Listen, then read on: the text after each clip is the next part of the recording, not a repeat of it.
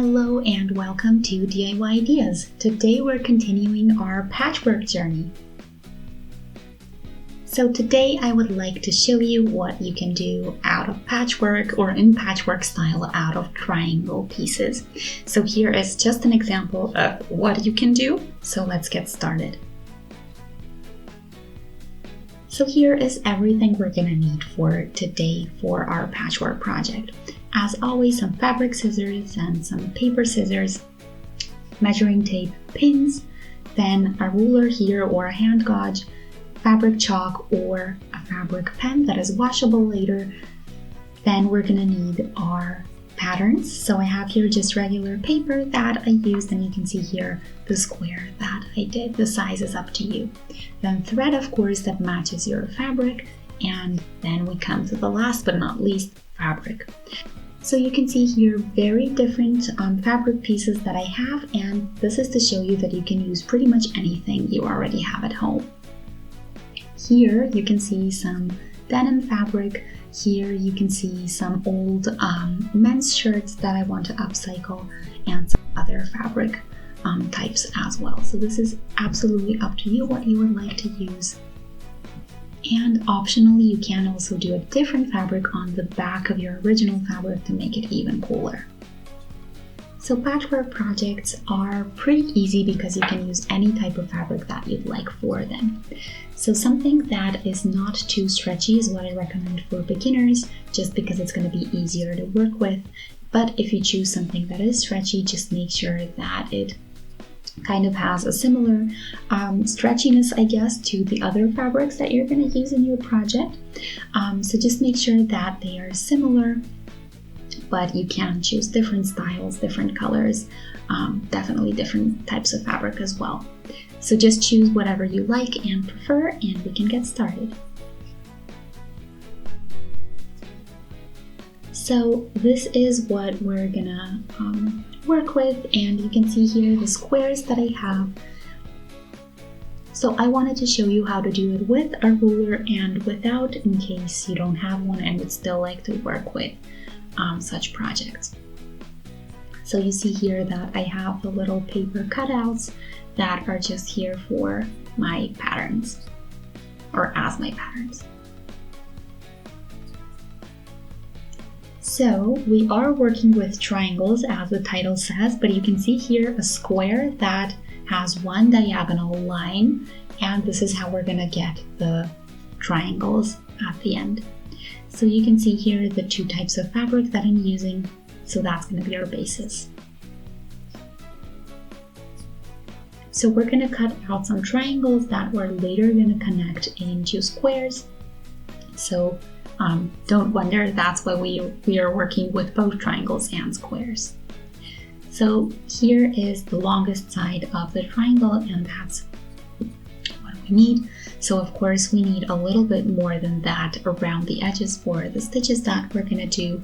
So just make sure that you always have a little bit more than what you're planning your triangle to be in the end. So 1.5 to maybe even 2 centimeters more is better here, because you can easily get rid of more, but if you're missing a little bit of fabric or a little bit of length, it might get really, really tricky to work with. So do a little bit more if you're unsure how it's gonna turn out. So we're not gonna cut out the triangles individually, but we're gonna cut out the squares here. It's gonna be a lot easier that way, just to have a square and then do one diagonal cut like this line here. And we're gonna do the same, of course, with both types of fabric. So this blue one that is kind of like a tiny checkerboard, I guess, is what we're gonna start with.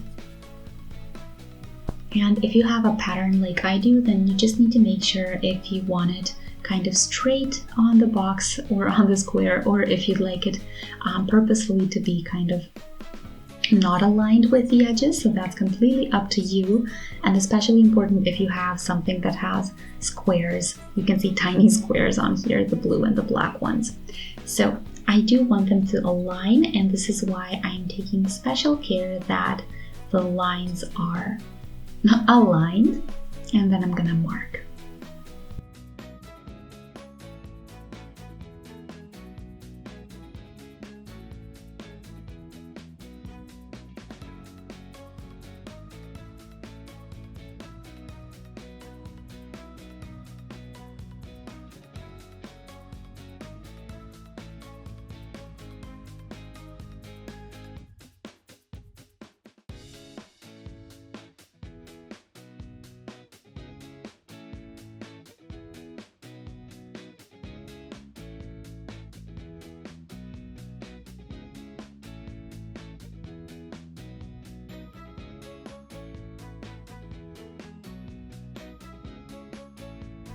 So now this is going to be my pattern from this point on, and I'm just going to transfer it onto the rest of the fabric and cut exact same squares out of that.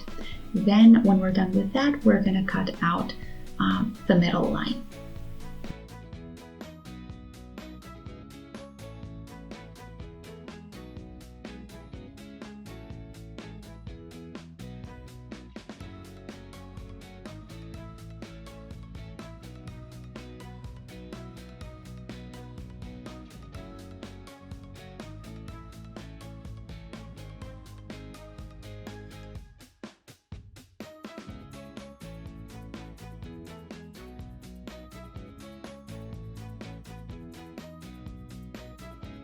And now I have 2 of each, as you can see here. So what we're going to do next is turn them into triangles. So for that, we're going to take a hand gauge, or you can use a regular ruler as well, and connect either one of the 2 corners that are diagonal from one another. It doesn't matter if it's top and bottom, or the ones on the left and right. And then what we're going to do is pull a line or mark in any way that we like, so with a marker or with a fabric chalk, and then we can cut it out exactly where we pulled the line to get our triangles.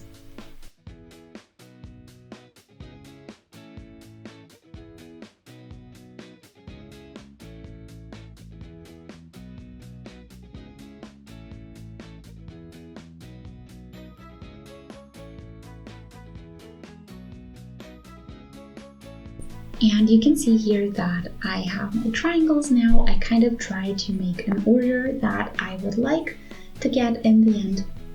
So I'm using one of the blue and then one of the red ones. And then what we're gonna do is put them pretty side on pretty side, so facing away from you. We're gonna align them really nicely. We're gonna pin, of course, and then we're gonna do a stitch across the edge here. And just make sure that the distance away from the edge is the same on all pieces. So yeah, just a regular straight stitch is all that we're gonna need. And you can also do an additional seaming stitch or a zigzag stitch if you'd like.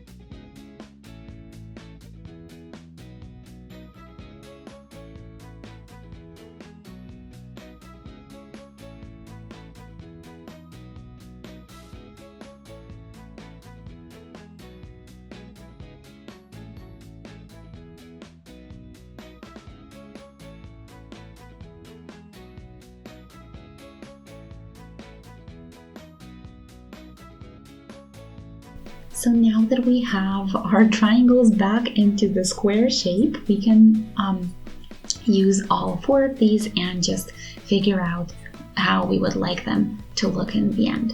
So here you have all the freedom to do whatever you like. It can be something like this, or if you turn them around, then you can have kind of a square in a blue square in red, or you can just do it randomly. So that's completely up to you and what you like and find visually appealing.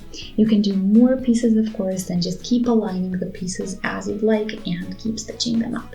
So that's going to be the next step. You see here that we have 4 separate squares, and now what we're going to do, if you have more, of course, we're going to start with just 1 row. So I'm going to show you just here as an example. We're aligning these 2, so pretty side on pretty side again, then a stitch right here, and then You can also additionally do the zigzag stitch or the seaming stitch. And then we're going to have something like this in the end on the top row, same thing on the bottom row, and then we connect those two. When we do this, it's really important to make sure that the existing stitches are aligned perfectly so that we get a really neat result in the end. So that should be your pointer if you're doing everything right. And then we're going to do the stitches, so make sure that everything is where it should be, and then we'll do a regular straight stitch on this side right here.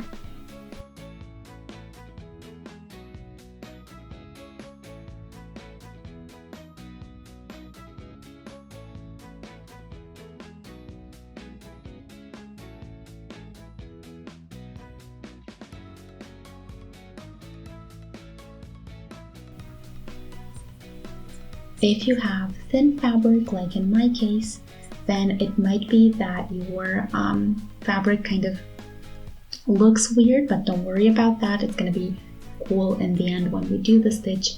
So just make sure that you're not pulling on it too much or that it's not getting wrinkled or anything. Just make sure to align the existing stitches and make sure everything is nice and straight. And then all that we need to do is that one stitch that connects the two squares, and we're done.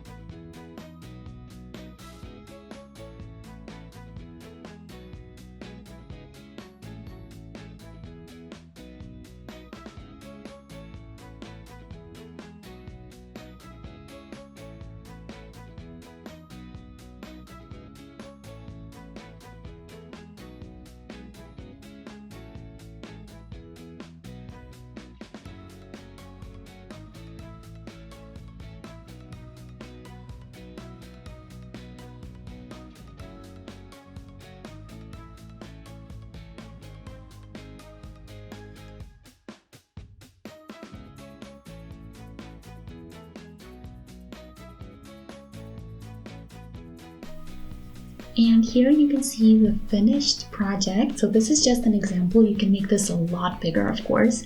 But what I wanted to show you is that all of the stitches are aligned. You can see more or less. So I'm still learning with you as we go, but with more experience, of course, comes more neatness, so to speak. And yeah, I think it still looks nice. I think it's really interesting and it gives you a lot of freedom to work with different patterns. So I wanted to show you something that I found just as inspiration, what else you can do with regular triangle fabric pieces, triangle shaped fabric pieces. So you can see here we have the one on top looks really cool, the middle one as well, and the bottom one that's kind of like an arrow. And I have some more even. So here, if you use multiple pieces, you can kind of also combine squares and triangles, or have bigger triangles and smaller triangles. So you can see here, it's pretty much all the same thing, triangles and squares. And if you've seen the last or the first patchwork video on my channel, then you already know how to work with squares as well. So yeah, now all that we have to do is continue this, so work on one side and then work on the others as well.